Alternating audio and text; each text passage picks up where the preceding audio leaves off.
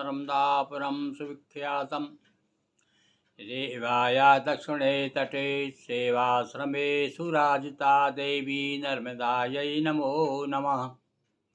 बोलिए नर्मदा महारानी की जय।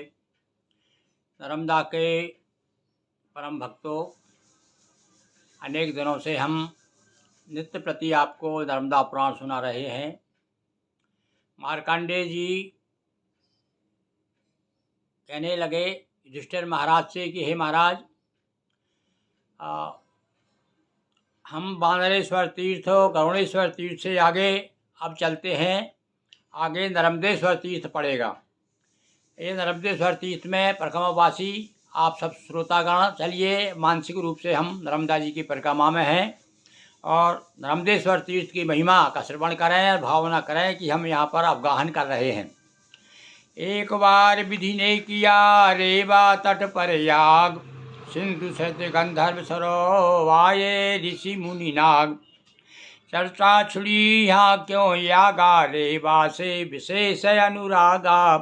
अब एक बार क्या हुआ, ब्रह्मा जी ने विचार किया कि चलिए नर्मदा जी के किनारे यज्ञ किया जाए। सारे ऋषि मुनि गंधर्व तपस्वी जितने संबंधित थे यज्ञ से सब आ गए। अब यहाँ पर ऋषि मुनियों में देवताओं में एक बहस छिड़ गई कि भाई आज ब्रह्मा जी को क्या सूझी, ब्रह्मा जी गंगा जी को छोड़ करके नर्मदा जी के तट पर कैसे आए।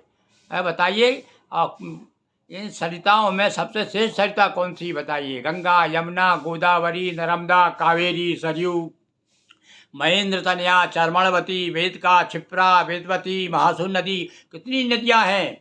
इन नदियों में सबसे श्रेष्ठ नदी कौन सी है। चलो इसी बात को लेकर के सब देवताओं में और ऋषि मुनियों में एक बहस छिड़ गई। वहाँ पर उस समय समुद्र भी उपस्थित थे। सबने कहा भाई अब किससे पूछा जाए, तो बोले चलिए समुद्र महाराज से पूछें, क्योंकि सारी नदियों के अधिपति तो यही हैं।